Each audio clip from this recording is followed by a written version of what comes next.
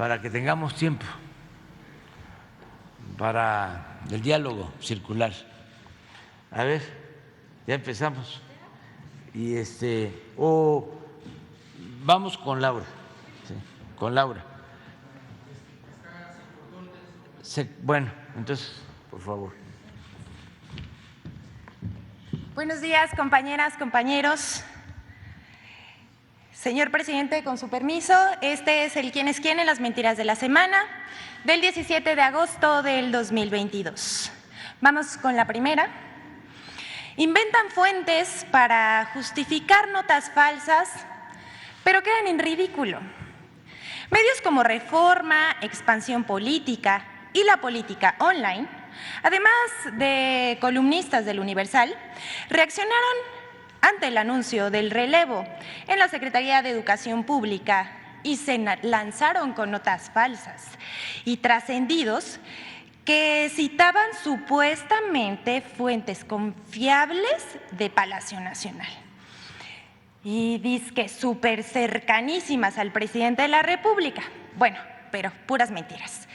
Según estos medios que aseguraban decir la verdad más verdadera, la próxima secretaria de Educación sería, oiga usted, es una lista: Alejandra Fraustro de la Secretaría de Cultura, Elena Álvarez Bulla de CONACYT, Raquel Sosa, directora de las Universidades del Bienestar Benito Juárez, la científica Rosaura Ruiz. Pero el extremo, como siempre, se lo llevó Templo Mayor de Reforma, que usó la expresión "no somos iguales", en torno burlón para decir que sería la esposa del presidente de la República. La verdad es que se trató de especulaciones disfrazadas de información. La nueva titular de la SEP es la maestra Leticia Ramírez. Es una mujer comprometida y trabajadora y con experiencia en la docencia, pero también en la función pública. Será la segunda maestra que ocupe el cargo, junto con la maestra Delfina Gómez.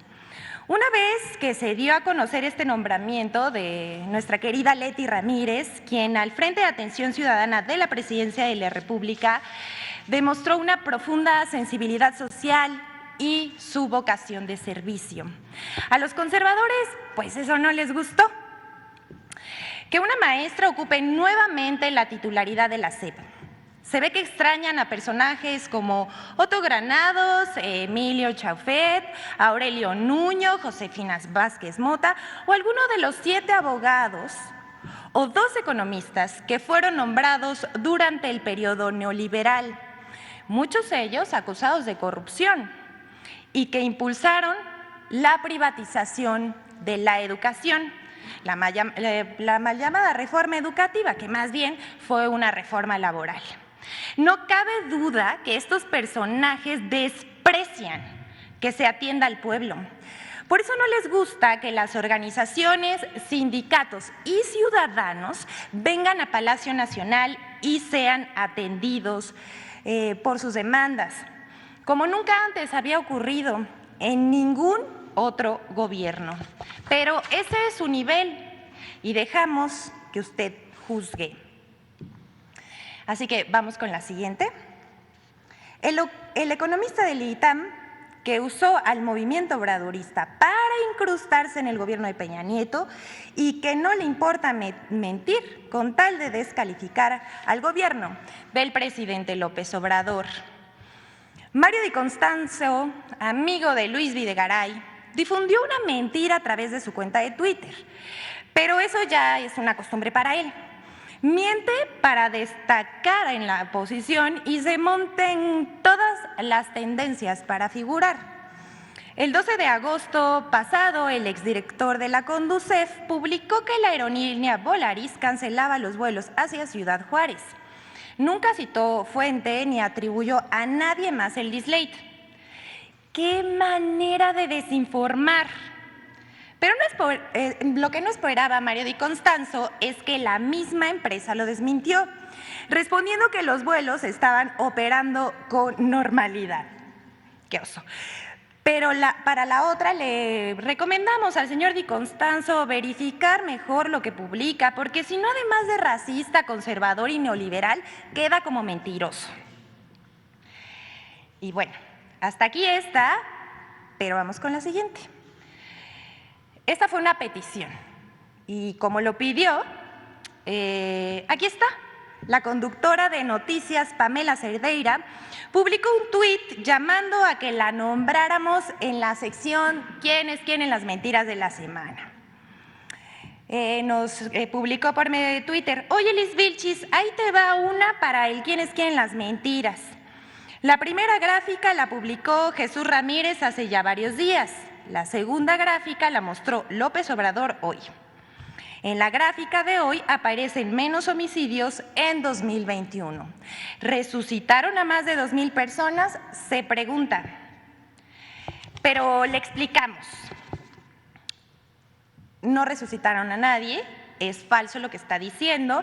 La gráfica del lado izquierdo, que vemos aquí en la pantalla, fue publicado por el vocero de la Presidencia de la República el 26 de julio pasado. Toma como fuente de información los datos publicados por el INEGI dentro del informe de estadísticas vitales correspondientes a las cifras preliminares de 2021, en las cuales se informa que la cifra total de homicidios dolosos para el año 2021 fue de 35,625, tal y como lo muestra la gráfica presentada. Clarito. Por lo que respecta a la gráfica presentada por el presidente, como se puede leer en la nota al pie,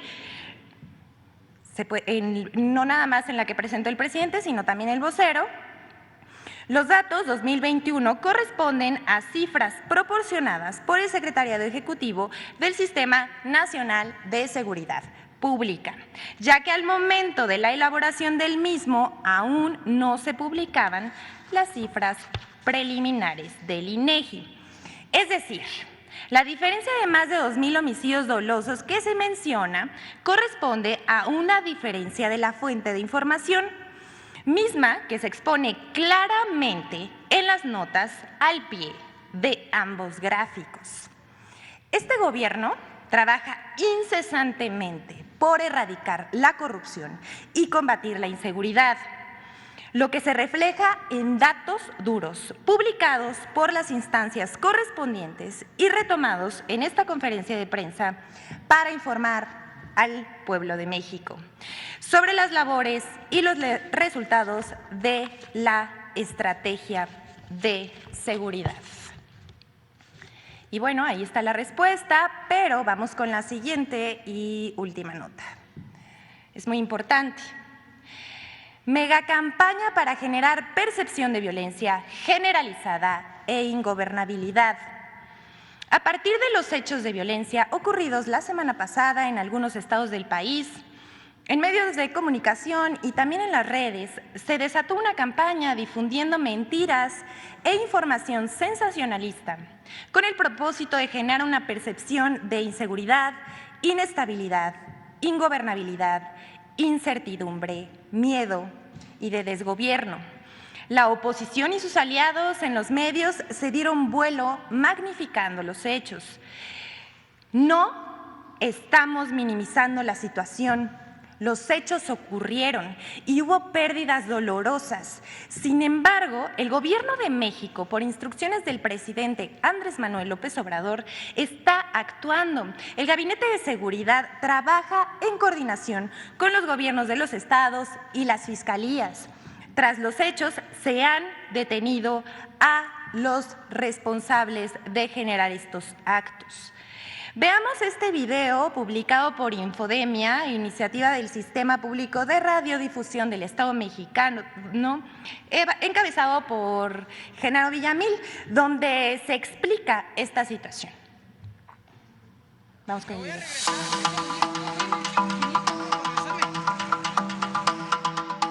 Medios de comunicación nacionales magnificaron los actos de violencia que se registraron en algunos estados del país la semana pasada, haciendo uso de cifras oficiales de la totalidad de homicidios dolosos, mostrándolas como víctimas mortales de los lamentables hechos de violencia generados por el crimen organizado. Por ejemplo, el 14 de agosto publicó la nota con la cabeza 4 días de terror, narcobloqueos, ataques y 260 muertos. en la que establecen una tendencia entre los hechos ocurridos en Guanajuato, Jalisco, Chihuahua y Baja California y las 260 personas asesinadas en todo el país entre el 9 y 12 de agosto. En Guanajuato, la nota informativa reporta 32 carpetas de investigación por homicidio doloso, pero las autoridades locales no registraron fallecidos por los actos narcovandálicos. En Jalisco y Baja California, Reforma cuenta 16 fallecidos en ambas entidades, pero en Jalisco solamente murieron 3 personas por los hechos violentos, uno un presunto criminal, y en Baja California no se registran víctimas mortales. El fiscal general de Chihuahua, Roberto Fierro, informó que se reportaron 11 personas fallecidas tras los hechos de violencia del 11 de agosto en Ciudad Juárez. Pero Reforma reportaba en su nota 23 fallecimientos. Al respecto, el presidente López Obrador aseguró en la conferencia matutina de este 15 de agosto que una cosa es la realidad y otra la percepción. No hay ningún problema mayor, pero sí quieren agarrar esa bandera de la violencia. Pero bueno, ya dije, ya informé de cuántos homicidios hubieron el fin de semana. Claro, aquí son dos cosas: la realidad y la percepción. ¿Y qué cosa es lo que manejan los medios informativos del conservadurismo? Pues la percepción, crear un ambiente de miedo, de temor. Qué barbaridad, es ingobernable el país. No es cierto. También este lunes, Reforma en su primera plana publicó la nota "Se empodera crimen y cruzan los brazos", asegurando que fue corta la respuesta de los 3 niveles de gobierno ante los hechos de violencia en los estados.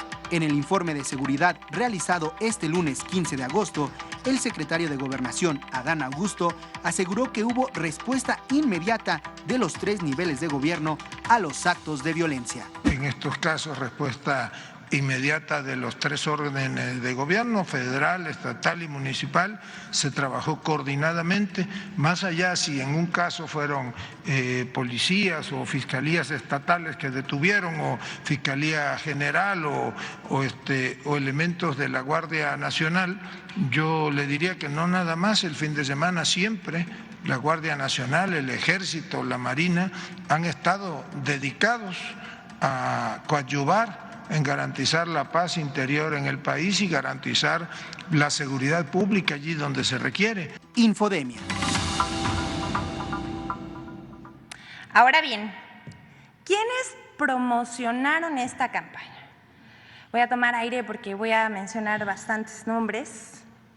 Carlos Loret de Mola, Anabel Hernández, Adrián Trejo, Raimundo Riva Palacios, Carmen Morán, Alejo Sánchez Cano, Ricardo Alexander Márquez, Antonio Aranda, Sergio Sarmiento, Sergio Negrete Cárdenas, Mario Maldonado, Ricardo Alemán, el expresidente Vicente Fox, Ciro Gómez Leiva, Jorge Fernández Menéndez, Ricardo Anaya, Marco Cortés, los senadores del Partido Acción Nacional, también Santiago Krill, Jorge Álvarez Maínez, Luis Cházaro, Julen Rementería, Emilio Álvarez y Casa, Jesús Ortega, Lili Telles, y la lista sigue. Y como les decía, si continuamos estaríamos todo el día aquí. Y ahora presentamos los medios que publicaron columnas y titulares amarillistas durante la campaña del fin de semana: The Washington Post, Deutsche Welle, Milenio, El Financiero, El País, Excelsior, El Universal y Reforma. Llama la atención una cosa en particular: la coincidencia de argumentos, pero destaca Ricardo Alemán y Anabel Hernández. que dicen tener una fuente en Palacio que les informó que las acciones de la semana, según ellos, fue orquestado por el mismo gobierno para desestabilizar, para luego imponer el orden y militarizar al país. Esto es realmente algo increíble.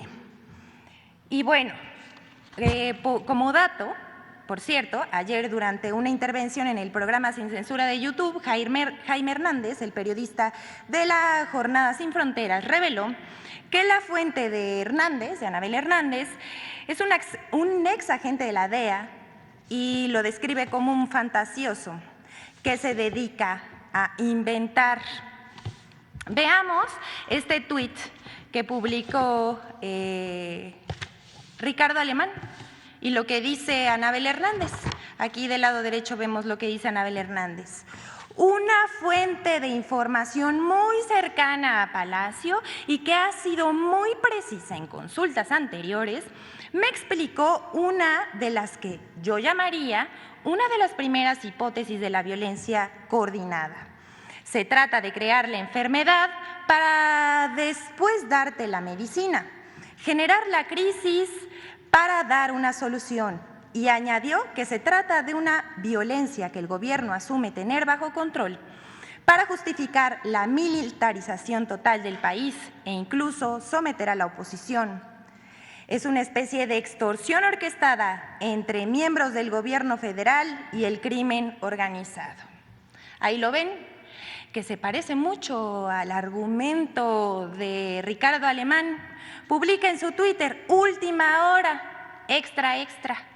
Me dice una fuente de Palacio que el terrorismo en Jalisco, Guanajuato, Chihuahua y Baja California fue ordenado por López Obrador a sus aliados del crimen organizado. La estrategia de incendiar el país y justificar la militarización decretada por AMLO. ¿Lo dudan? En fin. Por último, todo esto forma parte de una campaña para influir en la percepción del pueblo, pero la mayoría de la gente ya no se deja manipular. Este país ya cambió, menos la oposición conservadora, que bueno, esa ya no tiene remedio. Y aquí se lo dejamos. Hasta aquí la sección de hoy. Muchas gracias. Es cuanto, señor presidente.